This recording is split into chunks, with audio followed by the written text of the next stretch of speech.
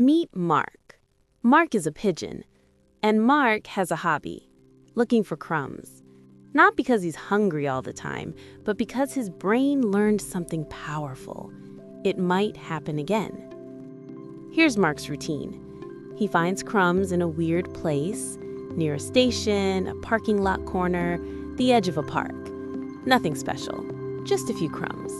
And then he returns, and returns again. Sometimes there's nothing. Sometimes there's a tiny reward. But that's the point. Mark doesn't need certainty. He only needs possibility. If a reward is unpredictable, the search can become persistent. Now, swap the crumbs for notifications. Swap the sidewalk corner for an infinite feed. Swap Mark's searching for a simple gesture, your thumb sliding.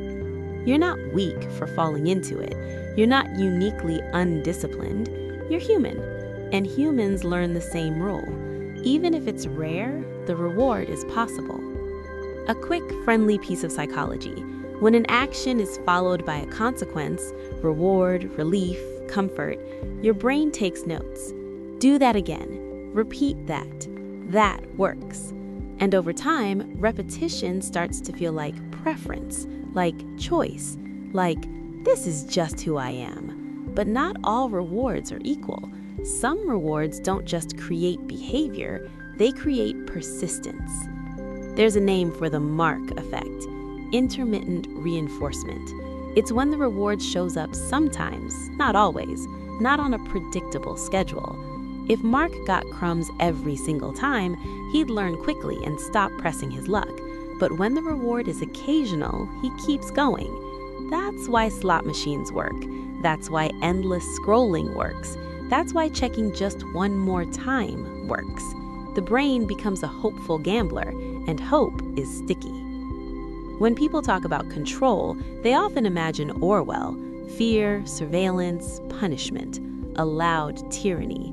But there's another kind, quieter, more comfortable, more polite. That's closer to Huxley, a world where people don't need to be forced, they're simply distracted, soothed, kept busy with small pleasures that never end. Not because pleasure is evil, pleasure is part of life.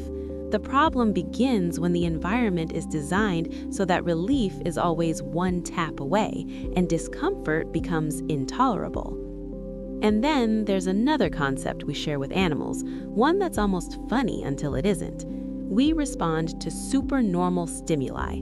Some birds will prefer a fake egg, bigger, brighter, over their real one because their brain is tuned to simple cues, size, color, contrast.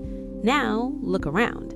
Ultra-processed food, louder flavor than food ever needed to have, pornography, stimulus without presence, one-click shopping, the hunt without the hunt, short-form video, emotion without build-up.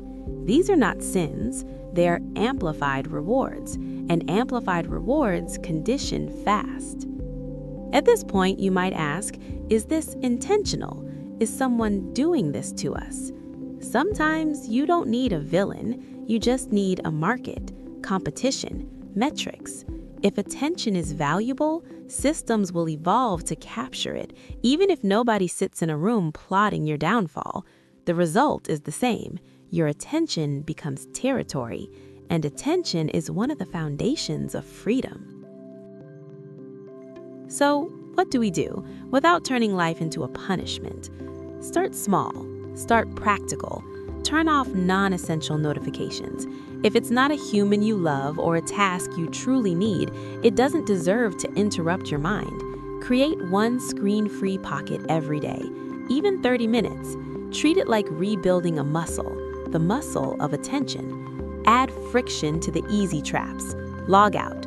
Remove the app from your home screen. Put the charger in another room. Make the automatic behavior slightly less automatic. Practice boredom on purpose.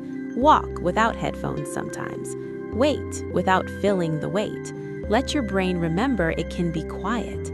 Choose one long thing each week, a long article, a chapter, a documentary, something that asks for continuity because continuity trains freedom. None of this is about purity. It's about reclaiming choice. You're not quitting pleasure, you're choosing which pleasures deserve your life. Remember Mark the pigeon. He returns to the same spot because his brain learned a pattern, maybe crumbs. We return to the same apps because our brains learned the same pattern, maybe relief. The difference is simple. Mark doesn't call it freedom, we do. So here's a gentle question to end with.